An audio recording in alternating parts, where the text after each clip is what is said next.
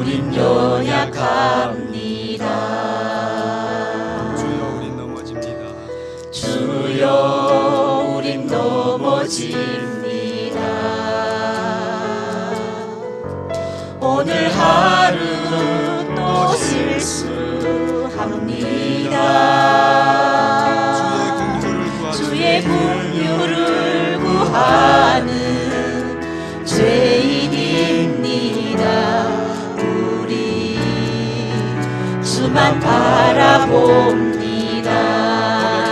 한없는 주님의 은혜, 한없는 주님의 은혜, 온 세상 위에 넘칩니다. 가릴 수 없는 주 영광,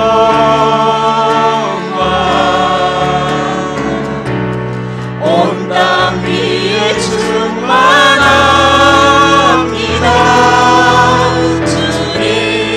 주님만이 길이오니 우린 그 길 따라갑니다. 우린 그 길 따라갑니다.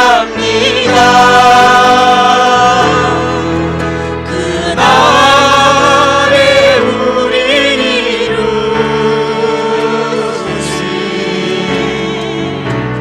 주는 완전합니다. 다시 고백할까요? 주여 우린 연약합니다. 주여 우린 연약합니다. 우린 오늘을 힘겨워합니다.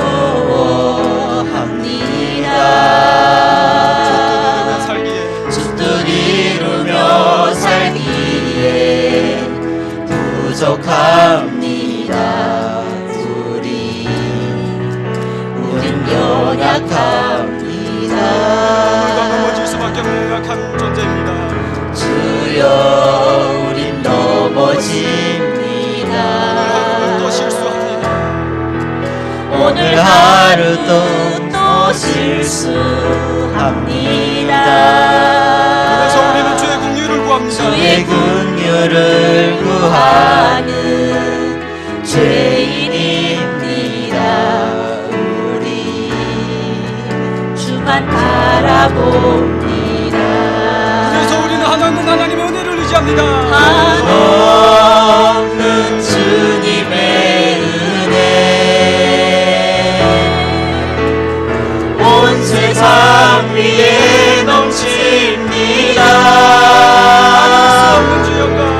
가릴 수 없는 주 영광,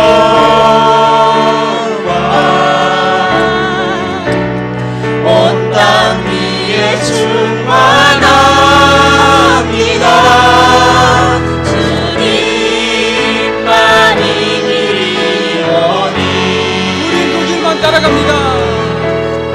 우린 그 길 따라갑니다.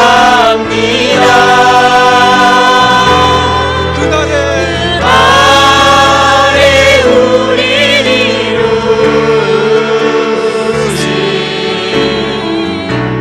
주는 완전합니다.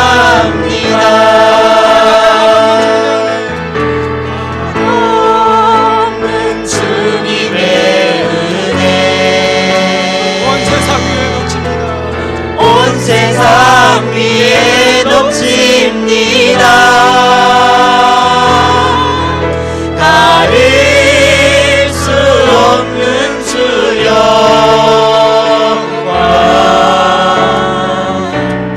온 땅 위에 충만합니다.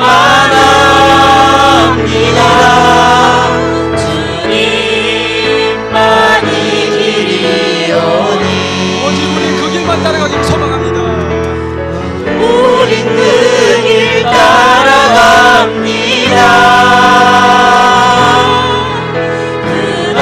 그날이 우린 이루시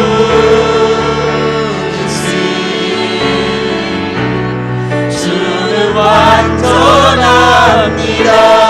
고백할까요? 한없는 주님의 은혜,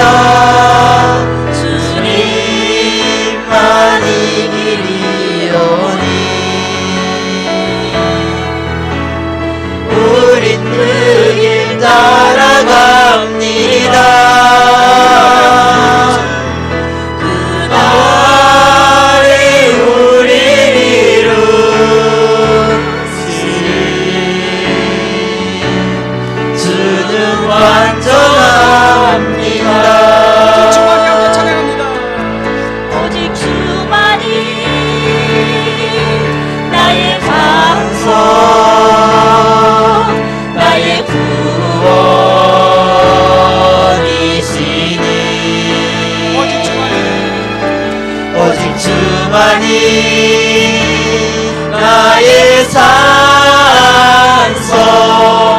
내가 요동치 아니하리.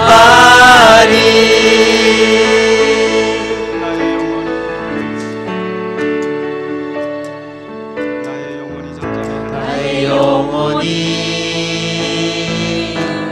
잠잠히 하나님만 바라며 나의 영혼이 그에게서 나는도다.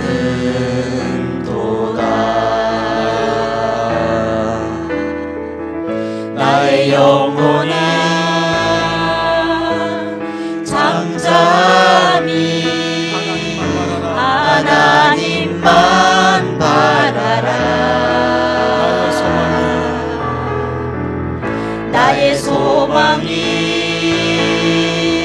저에게서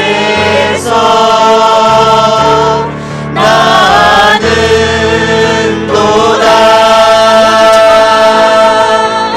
오직 주만이 나의 반석 나의 구원이시니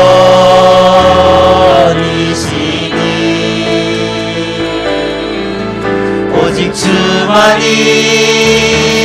나의 산성 내가 요동치 아니하리.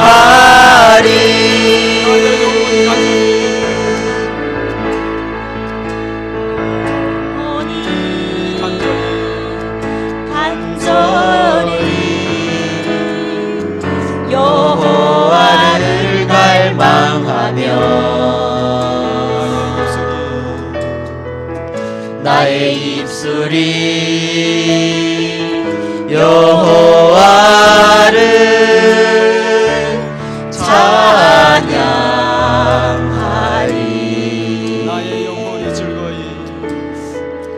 나의 영혼이 즐거이 여호와를 따르리니 나의 평생에 여호와를 송축하리.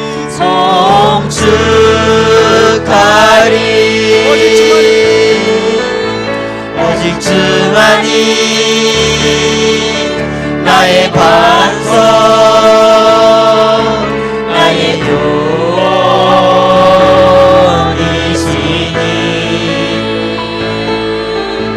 오직 주만이 나의 산성 내가 요동치 아니하리.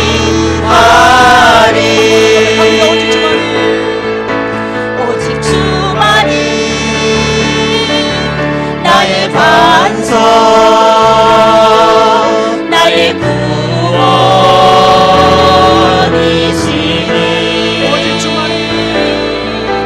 오직 주만이 나의 산성 내가 요동치 아니하리.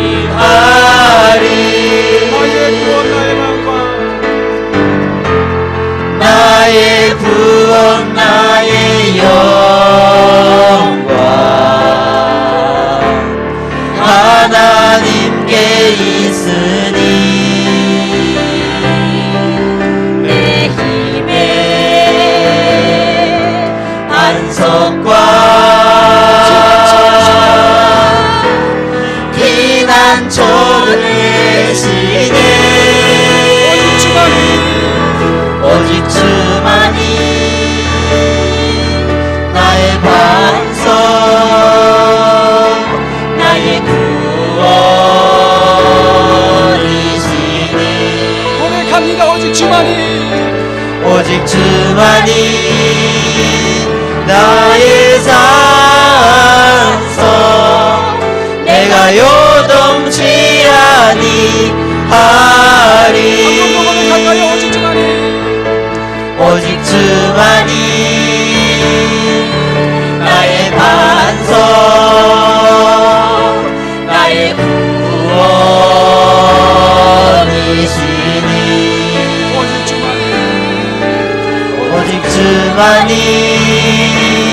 나의 산성 내가 요동치 아니하리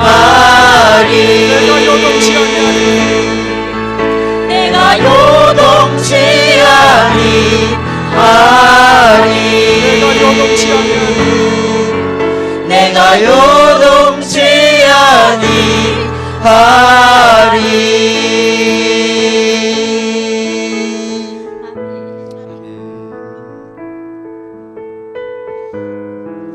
오직 주님만 바라보고 의지하며 예배 자리로 나아가는 시간 되기를 우리가 함께 고백하며 나아갑니다.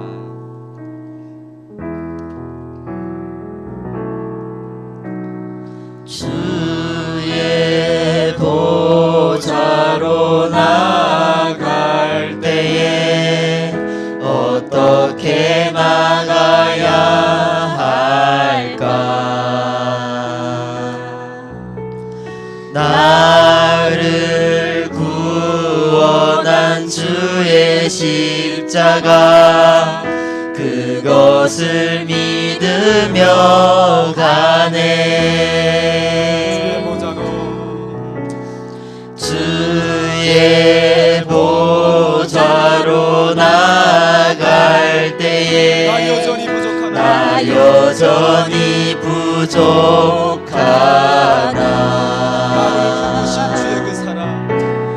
나를 품으신 주의 그 사랑 그것을 믿으며 가네. 다시 한 번 더 고백할까요? 주의 보좌로 나아갈 때 주의 보좌로 나아갈 때에 어떻게 나가야 할까?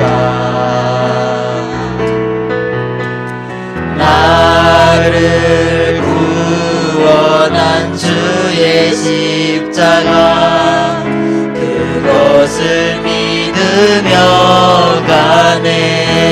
주의 보좌로 나아갈 때 주의 보좌로 나아갈 때에 나 여전히 부족하나. 오직 주의 은혜와 사랑을 의지하며 나아갑니다. 나를 부르신 주의 그 사랑 그것을 믿으며 가네. 힘이 아닌 자격 없는 내 힘이 아닌 오직 주의 힘 능력을 의지합니다. 오직 예수님의 보혈로 자격 없는 내 힘이 아닌 오직 예수님의 보혈로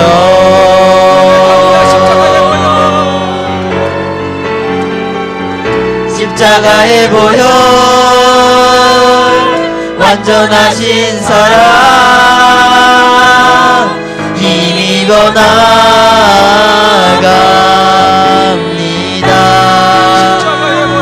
십자가의 보혈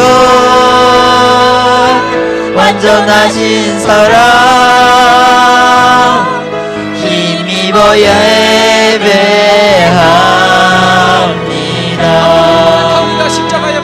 십자가의 보혈 완전하신 사랑 힘입어 나아갑니다.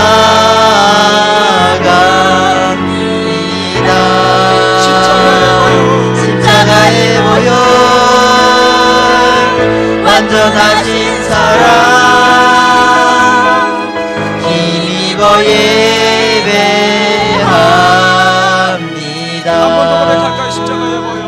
십자가의 보혈 완전하신 사랑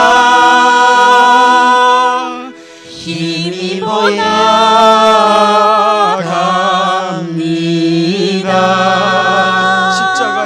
십자가의 보혈 완전하신 사랑 힘입어 예배합니다. 한 번 더 고백합니다. 십자가의 보혈 완전하신 사랑 힘입어 나아갑니다.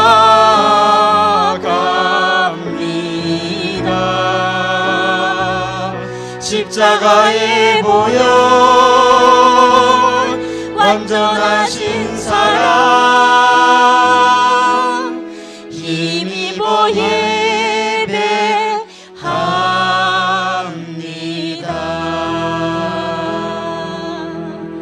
아멘. 그렇습니다. 주님, 우리가 이 시간 예배 자리에 나올 때 우리의 자신을 먼저 볼 수 있는 믿음의 눈을 허락하여 주시옵소서. 우리는 연약합니다. 부족합니다. 우리가 주님의 은혜를 의지하지 않고는 오늘 또한 실수할 수밖에 없고 넘어질 수밖에 없는 존재들입니다. 그러나 우리가 이 시간도 우리가 소망 가운데 믿음으로 힘있게 찬양할 수 있는 것은 완전하신 그 하나님이 나의 하나님이 되시기 때문입니다. 완전하신 그 하나님의 사랑과 은혜가 나를 지금까지 여기까지 붙드셨기 때문에 가능한 줄 믿습니다. 그래야 이 시간 우리가 이 자리에서 다시 한번 그 함께 하시는 주님의 그 놀라운 은혜를, 그 사랑을 다시 한번 믿음으로 고백하는 시간 되게 하여 주시어서 앞으로 남은 시간, 남은 삶을 살아가는 동안에도 변치 않는 믿음 위에서 우리가 은혜의 삶을 살아가기에 부족함이 없도록 하나님 함께 하여 주시옵소서. 또한 하나님, 오늘 말씀을 듣습니다. 우리가 매주 동일하게 반복되는 그 시간 속에서 그냥 스쳐 지나가는 그 몇십 분의 시간이 아니라 나에게 오늘도 말씀하시는 그 하나님, 그 말씀하실 때 그 말씀이 생명으로 역사하신다는 그 믿음을 가지고 말씀 앞에 서게 하여 주시옵소서. 분명히 하나님 말씀하셨습니다. 나 여호와가 말하노라 내 말이 불같지 아니하냐, 반석을 쳐서 부스러뜨리는 방망이 같지 아니하냐 말씀하셨습니다. 하나님, 오늘 그러한 능력의 말씀으로 역사하여 주시기를 소망합니다. 말씀을 전하시는 목사님과 예배에 참여하는 모든 이가 그런 하나님을 경험하는 자리, 붙잡는 자리가 되게 하여 달라고 우리 한번 기도하며 나아갑니다. 기도합니다. 하나님, 은혜를 감사합니다. 오늘도 우리에게 베풀어 주신 그 은혜를 우리가 다시 한번 기억하기를 소망합니다. 그리하여서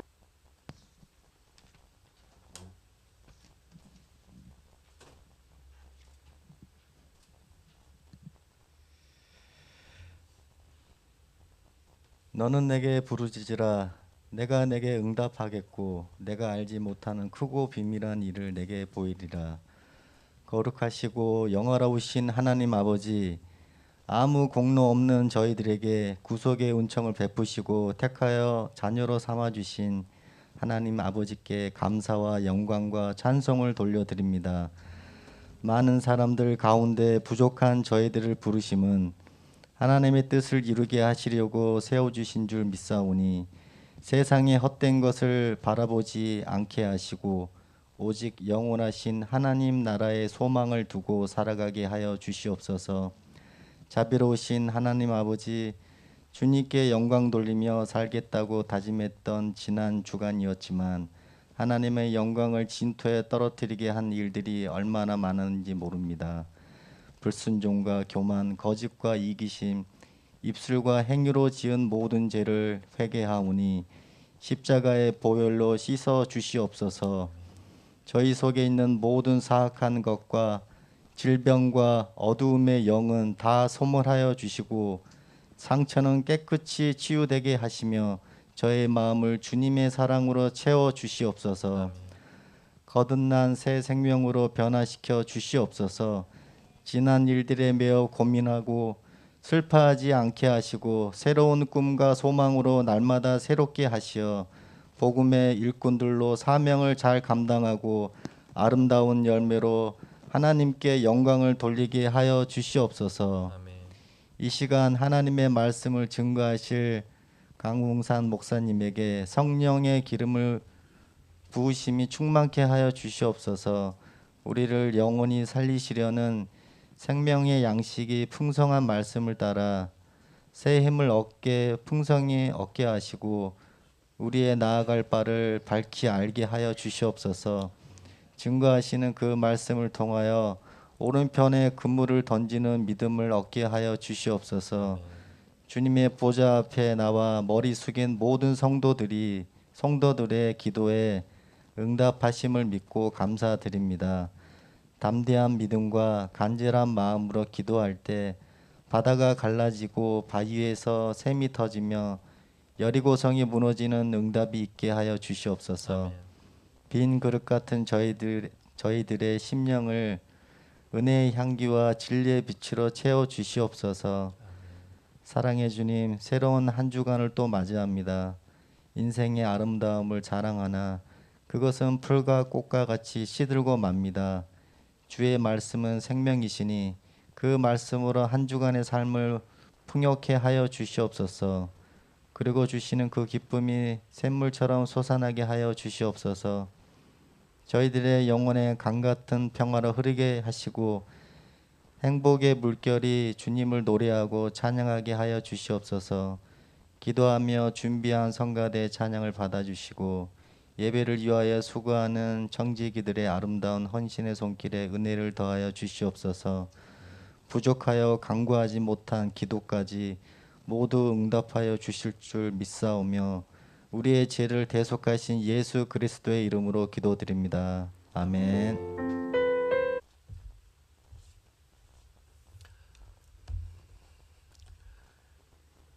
지난주에 우리가 그 4장에 나오는 그 사마리아 여인의 그 사건을 통해서 최종적으로 우리가 말씀을 깨닫게 된 것은 그 26절에 예수님께서 그 하신 말씀입니다. 바로 내가 그라. 이 사마리아 여인은 예수님을 만났지만 그가 누구신지 알기까지 여러 절차를 거치게 됩니다. 처음에는 단순히 유대인의 남자로서 웬 유대인 남자가 물을 달라는 줄 알았습니다. 좀 얘기를 하다 보니까 그분이 선지자인 것처럼도 보였습니다. 결국은 이 사마리아 여인은 예수님을 통해서 바로 그분이 우리가 기다리고 있는 메시아 곧 그리스도라고 하는 사실을 깨닫게 됩니다.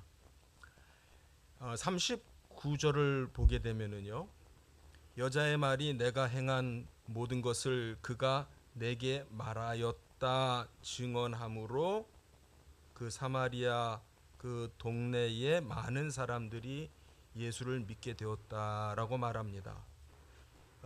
여기에서 핵심되어지는 말은 뭐냐면 그 여자가 증거하는 그 말을 통해서라는 말입니다.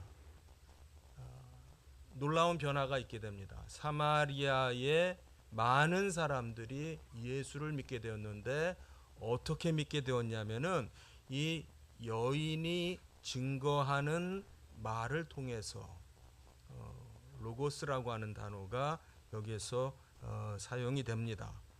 41절에 보게 되면은 이제는 예수의 말씀으로 말미암아 믿는 자들이 많아졌다라고 말합니다. 약간 전환이 일어납니다.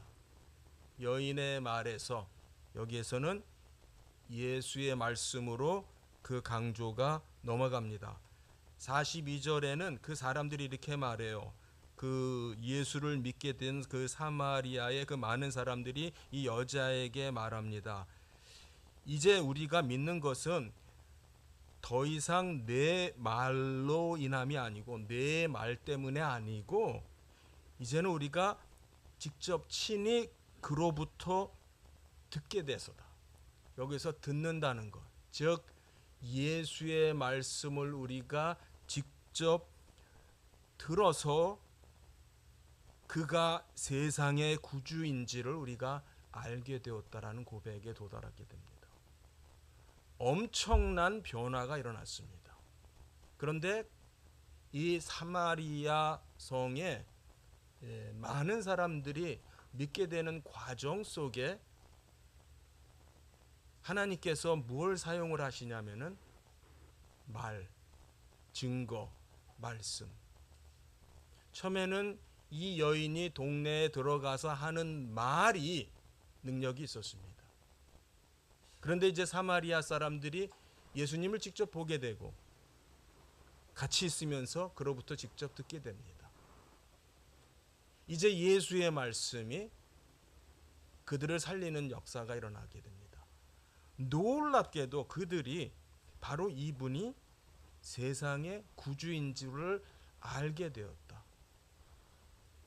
바로 내가 그라, 내가 바로 너희가 믿고 있는 하나님이다, 야훼다, 메시아다, 그리스도다 라고 하는 것이 여기서 밝혀지고, 그들의 믿음의 정체가 과연 그들이, 사마리아 사람들이 무엇을 믿게 되었는지를 우리가 보게 됩니다. 이제 이 사건은 46절 이하에서 보게 되는 그 사건을 통해서 한층 더 우리가 확인을 하게 되는데요. 우리가 이 요한복음을 읽으면서 좀 독특하게 우리가 보게 되는, 그래서 이미 좀 요한복음에 대해서 좀 공부를 하신 분들은 들어보신 내용인데, 요한복음에는 표적이라고 하는 말이 많이 나옵니다. 다른 마테마가 누가와는 다르게 요한복음 안에서는 표적이라고 하는 말이 많이 나와요. 그래서 거기에 대한 책들도 꽤 있습니다. 요한복음 안에서의 7가지 표적이라고 하는 것이 주제가 돼가지고 거기에 대한 굉장히 나름 은혜롭게 설명하는 그런 내용들이 있다는 것도 우리가 접하게 됩니다. 이 표적이라고 하는 이 말은요,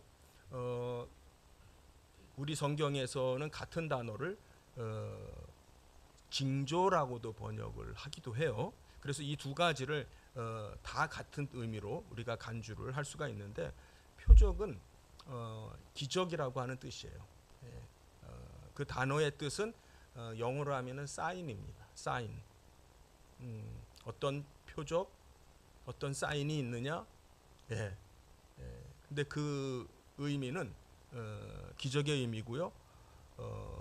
또 그 기사라고 하는 단어가 또 이제 여기에서 보면은 또 등장합니다.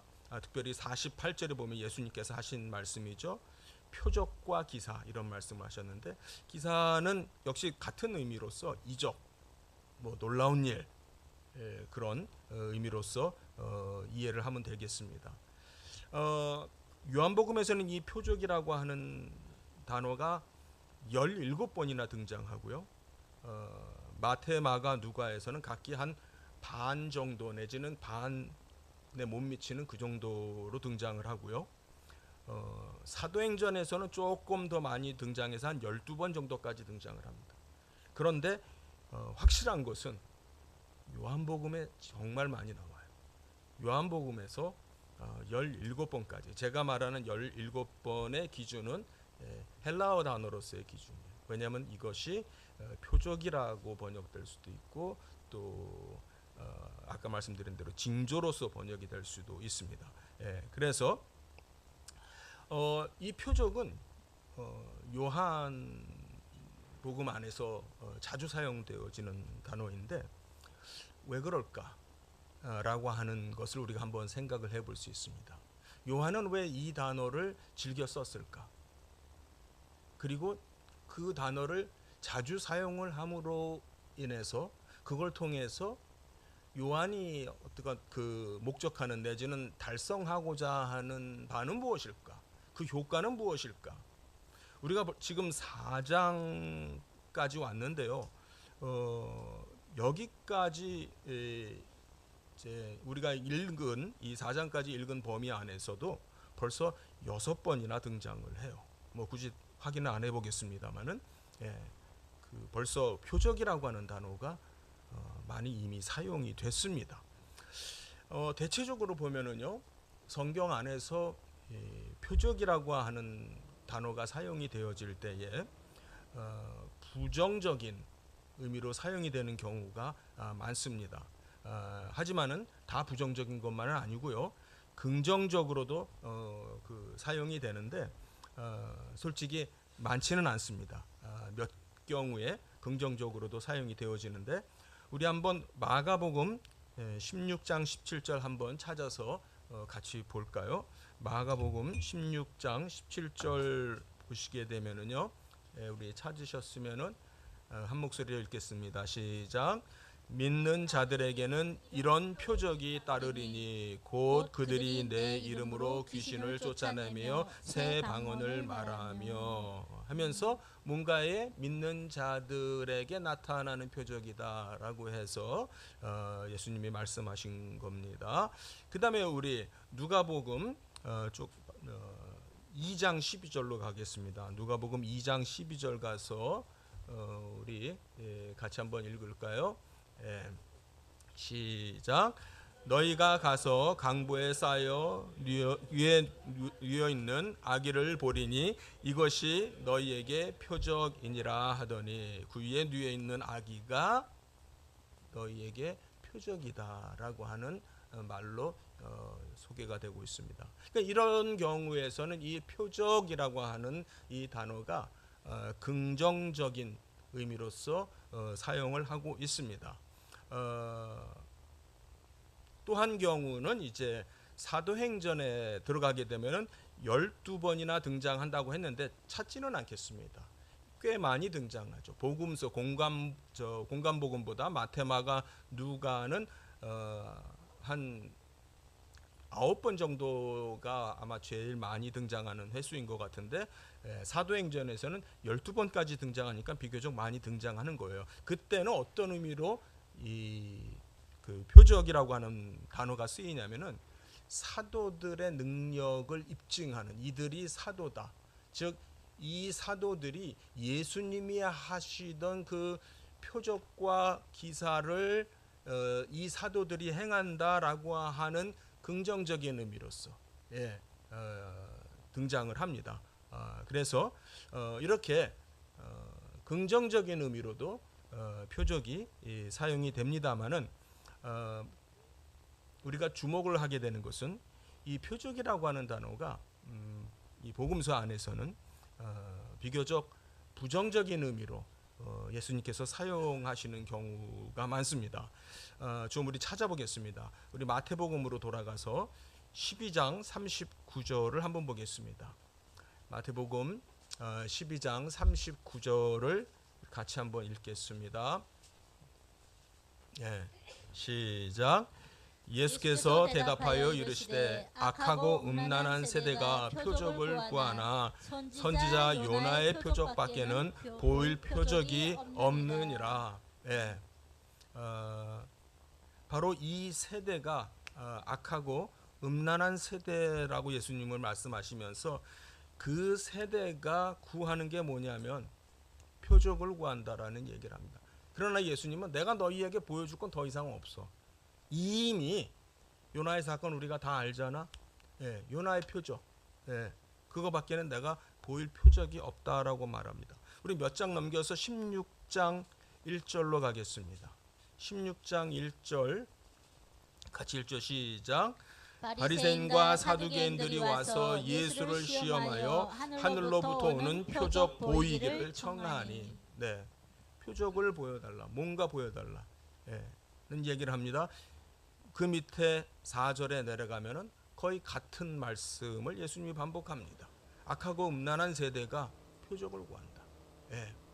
결국 요나의 표적밖에 내가 보일 것이 없다라고 말합니다. 우리 마가복음 8장으로 한번 가겠습니다. 마가복음 8장 마가복음 8장 12절에 가서 한번 보겠습니다. 찾으셨나요? 시작. 예수께서 마음속으로 깊이 탄식하시며 이르시되 어찌하여 이 세대가 표적을 구하느냐. 내가 진실로 너희에게 이르노니 이 세대에 표적을 주지 아니하리라 하시고. 이제까지 예수님께서 표적이라고 하는 것을 말씀하실 때마다 대체적으로 보게 되면은 그 표적을 보기를 원하는 유대인들을 예수님께서는 좋게 보시지 않으신 겁니다. 예. 우리가 이미 요한복음 2장 그 성전 정화 사건을 우리가 공부를 했습니다.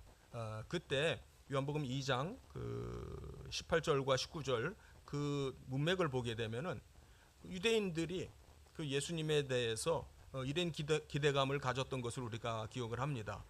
이런 대단한 사건을 이렇게 성전을 그 막 청결케 하시는 동물들을 막 짐승들을 막 내어 쫓고 동전 바꾸는 자들의 그 상을 얻고 하는 그런 일을 하셨잖아요. 그러니까 유대인들이 뭐라고 하냐면 당신이 이런 일을 행하시는 거 보니까 우리에게 무슨 표적을 보이실려나 보네요. 이런 표적에 관심이 있는 그런 대화를 했습니다. 그런 말을 했습니다. 그랬더니 예수님께서는 거기에 대해서 너희가 이 성전을 헐라 그러면 내가 사흘 만에 다시 일으키리라 라고 하면서 예수님은 자신의 육체를 당신의 몸이 부활하실 그 몸을 표적으로 제시를 하셨던 거죠.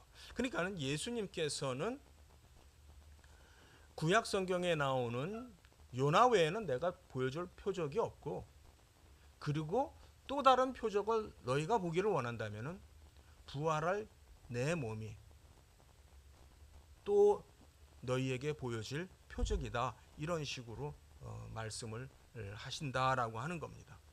3장 2절에도 가서 보게 되면은 우리가 앞서 우리가 본 본문입니다. 니고데모가 예수님을 찾아왔죠. 찾아왔는데 니고데모는 나름 어떤 좀 격식을 갖추어 가지고 덕담 비슷하게 이런 식으로 말을 하죠. 당신은 하나님께로부터 오신 선생님이라고 생각을 합니다. 하나님이 함께하지 아니하시면은 이런 표적을 행할 수가 있겠습니까? 라는 식으로 표적을 근거로 해서 당신이 하나님께로부터 온 사람이라고 생각을 합니다라는 그 관심이 표적에 있다라고 하는 것을 우리가 보았습니다. 네, 맞아요. 이 부분에 대해서는 사도 바울도 이렇게 정리를 했습니다.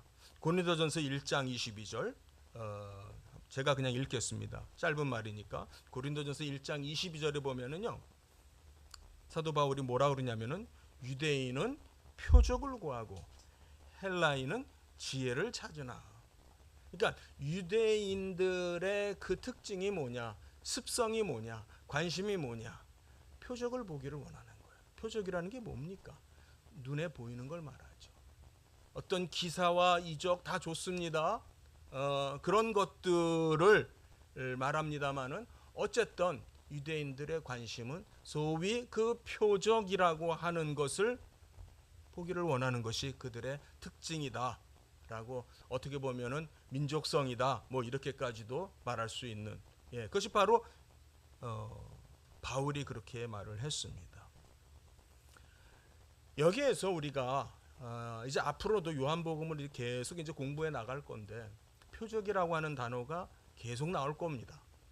그래서 이쯤에서 오늘 본문에 예수님께서 하신 말씀도 있고 해서 표적에 대해서 한번 우리가 정리를 한번 하는 것이 좋겠다 그런 생각에서 같이 말씀을 나누려고 합니다. 결론부터 말씀을 드리면은요, 이 본문의 핵심은 뭐냐면 표적이 진짜가 아니고 진짜는 누구다? 예수님이다. 이 말씀이에요. 표적을 사람들이 많이 찾는데 사람들이 굉장히 보고 싶어하고 궁금해하고 뭐 나한테도 그런 일이 있었으면 하고 표적에 굉장히 열심들이 있는데 그거는 가짜고 좀 심하게 말하면 그건 진짜가 아니고 가짜라고 하면 좀 이상하네요. 그렇죠? 그래서 제가 오늘 설교 제목을 가지고 굉장히 고민을 했어요.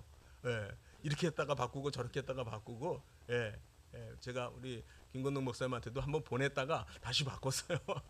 그래서 가짜라는 말을 쓰기에는 조금 좀 너무 심한 것 같고 그래서 표적이 아니라 진짜 가짜가 아니라 진짜 저는 이렇게 생각을 했다가 그건 너무 좀 과한 것 같아요. 뭐 꼭 가짜라고 할 건 없죠. 진짜가 아니라는 거죠. 무슨 뜻이에요? 표적은 그 진짜를 가리키는 사인이에요. 그래서 헬라어 자체가 사인이라는 뜻이에요. 가리킨다, 가리키는 화살표예요.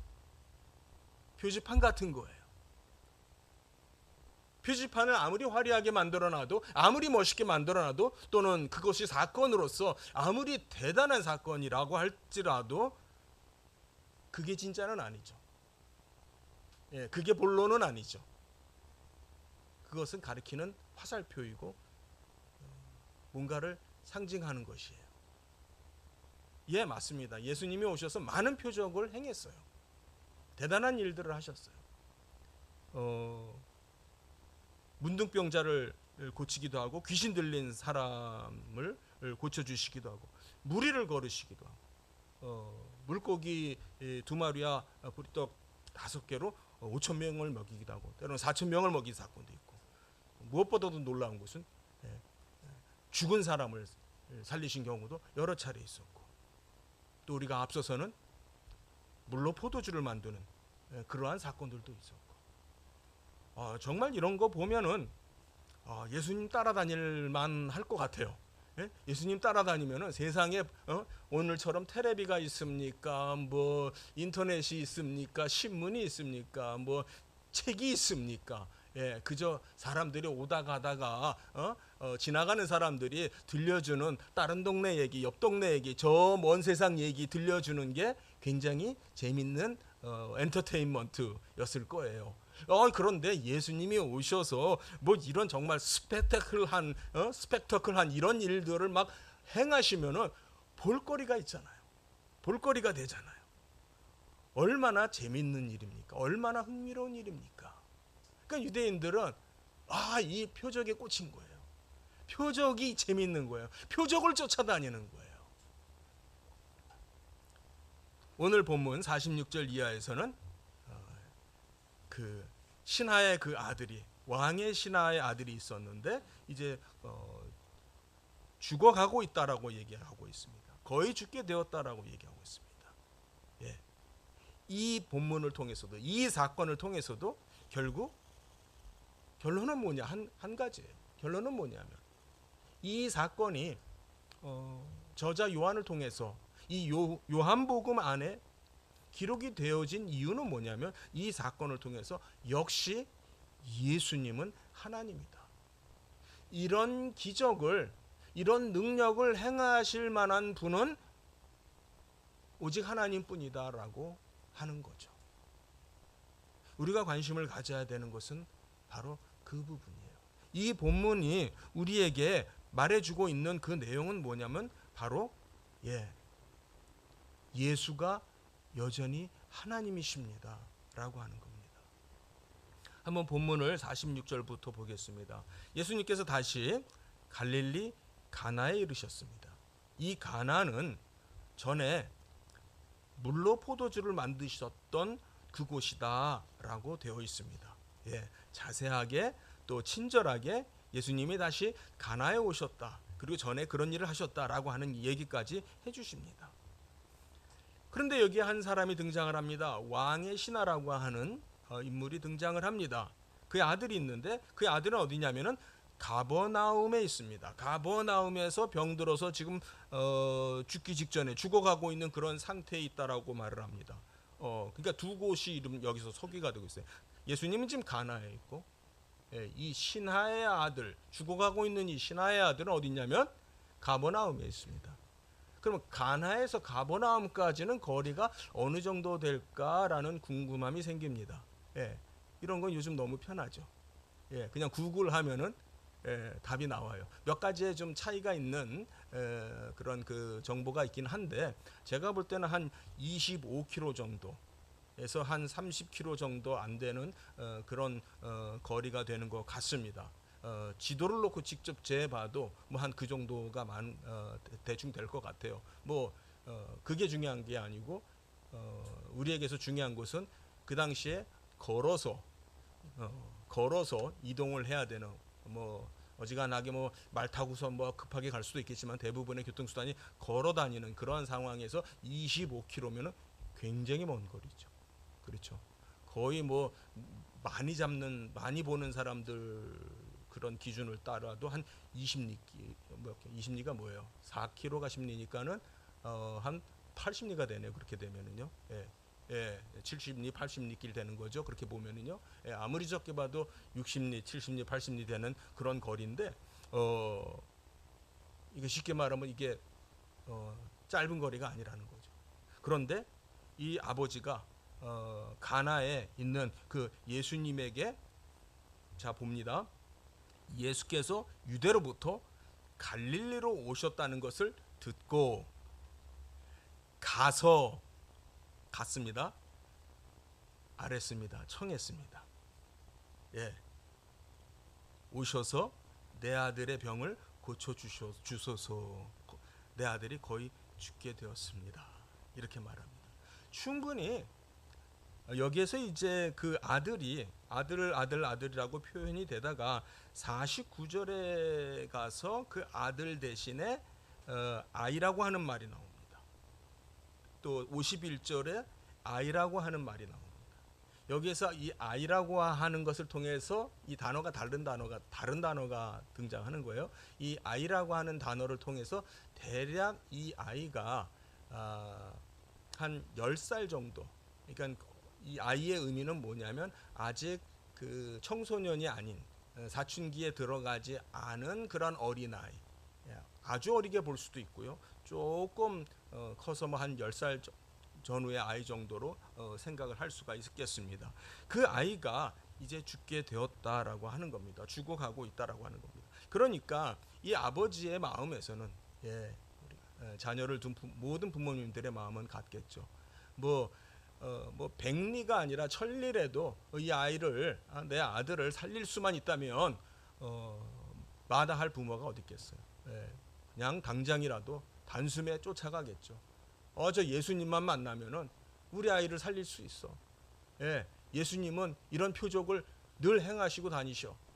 이런 기적을 늘 행하시고 다니셔. 그러니까 내가 저분만 만나면은 내 아들 살릴 수 있어. 이런 생각할 수 있겠죠. 그러니까 48절에 예수님께서 약간 책망의 말씀을 합니다. 너희는 표적과 기사를 보지 못하면 도무지 믿지 아니하리라. 믿지 아니하리라, 이런 번역을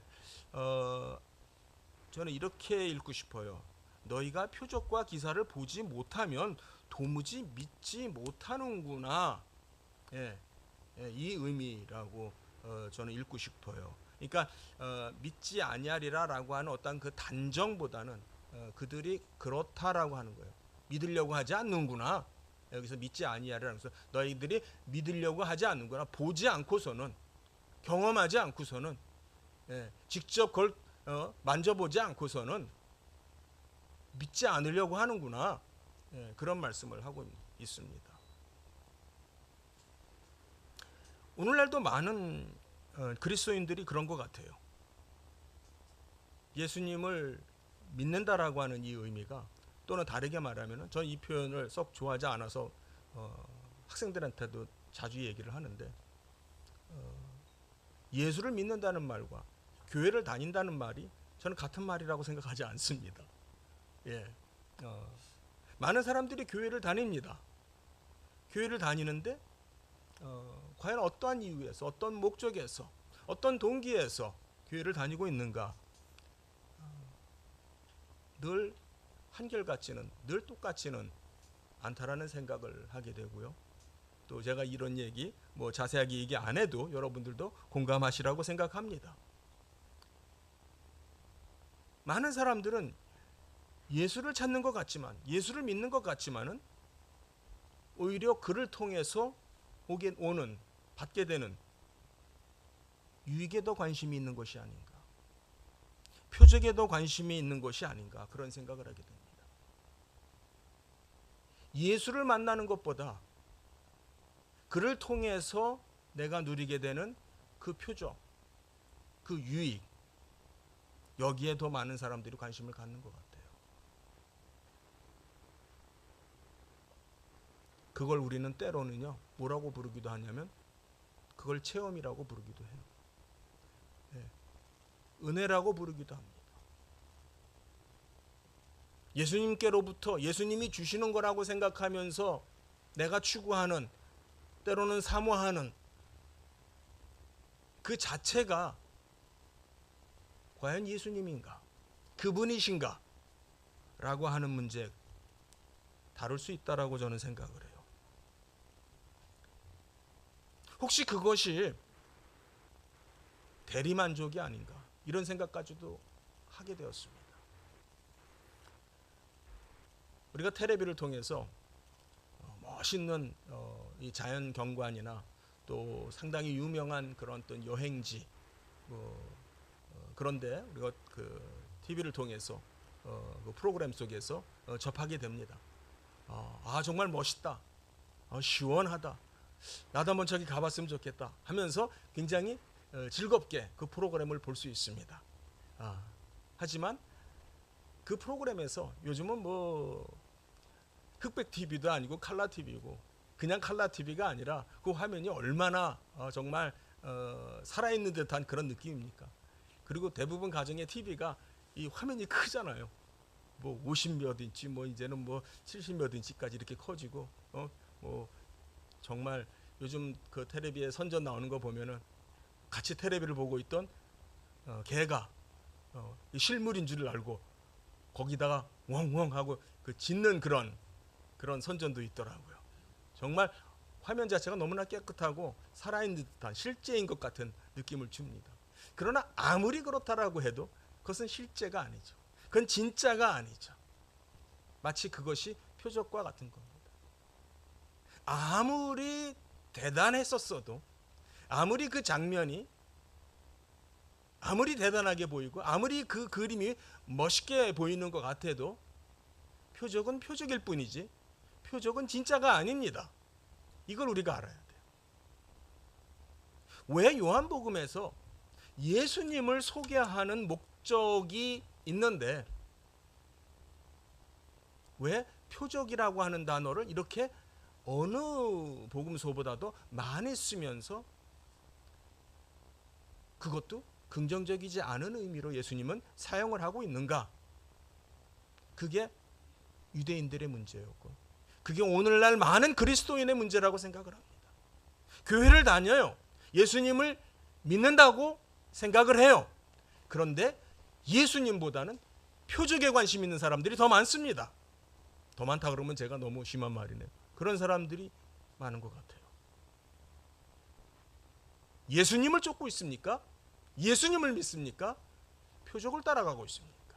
그게 아무리 대단해도, 아무리 기적적이고, 아무리 죽은 사람이 살아나는 일이라도 그거는 표적이에요. 화살표에 지나지 않아요. 예수가 하나님이다라고 하는 것을 드러내는 사건에 지나지 않아요.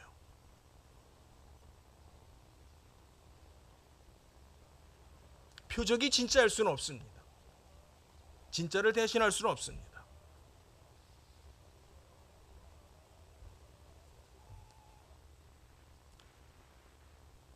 예수님을 진정으로 아는 사람은 예수님을 사랑하게 됩니다.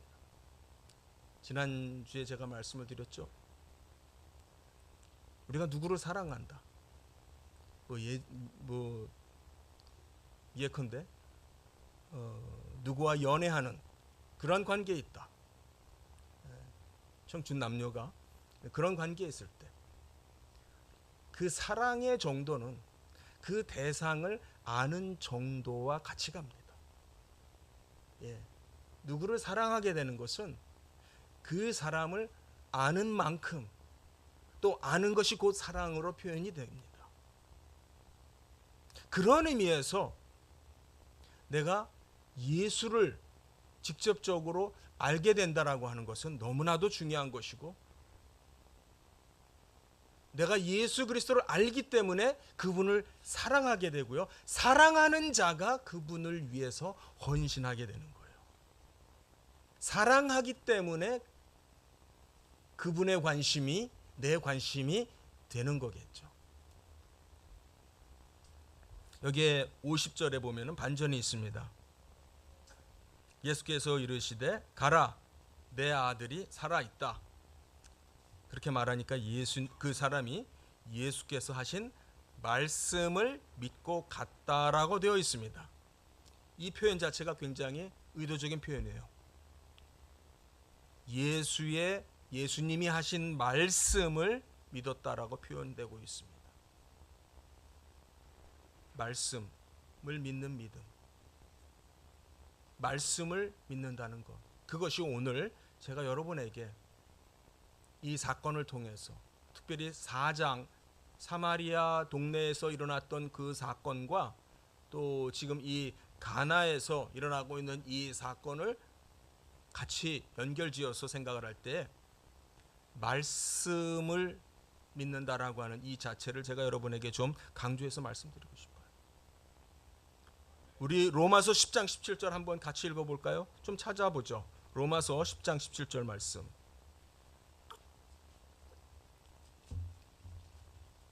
같이 읽겠습니다. 로마서 10장 17절 시작. 그러므로 믿음은 들음에서 나며 들음은 그리스도의 말씀으로 말미암았느니라. 믿음이 어디서 나요? 들음에서 납니다. 듣는다는 건 뭡니까? 그것이 바로 그리스도의 말씀을 듣는 걸 말합니다. 이 듣는다라고 하는 것은 바로 예수 그리스도의 말씀이에요. 그런 의미에서 저는 여러분에게 다시 한번 성경 읽기를, 말씀 읽는 일을 사모하시고 말씀 읽는 일을 열심히 해주시기를 말씀드리고 싶어요.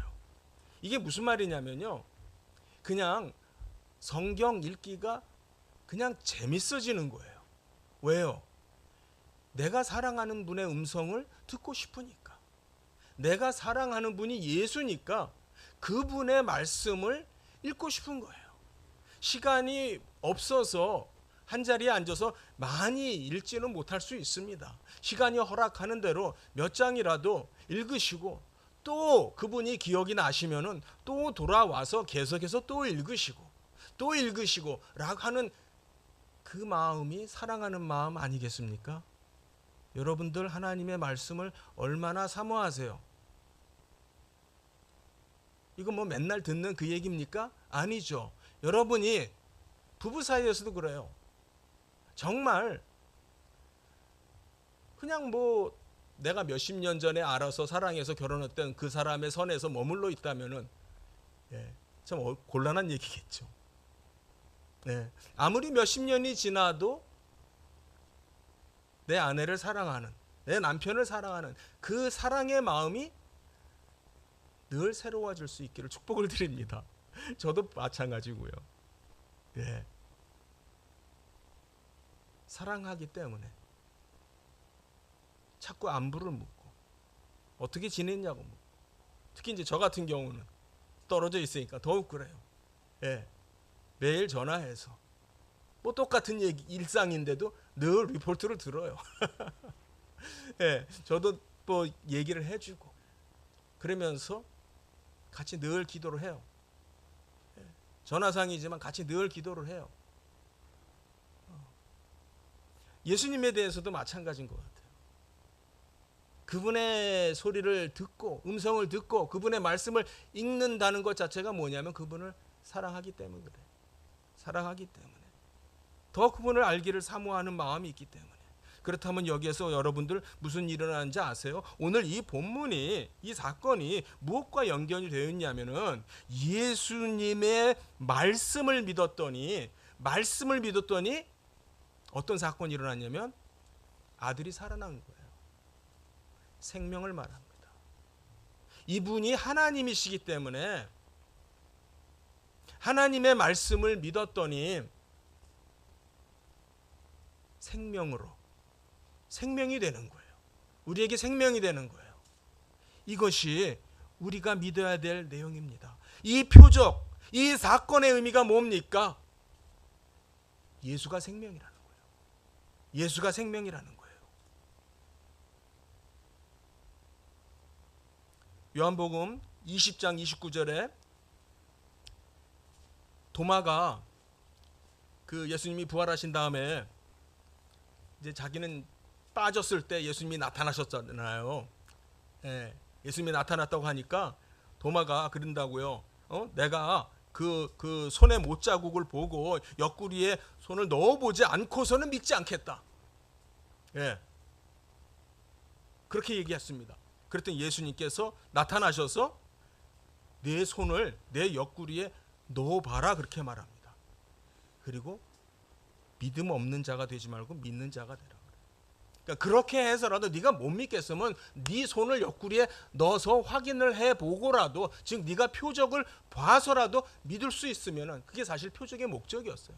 표적을 통해서 예수를 믿는 것은 그분이 메시아시다, 그분이 하나님이시다라고 하는 것이 바로 이 표적의 목적이거든요. 그렇게라도 믿으라라고 하는 거예요. 그런데 예수께서 뭐라고 그러시냐면은 나를 본고로 믿느냐 보지 못하고 믿는 자들이 복되다라고 말합니다.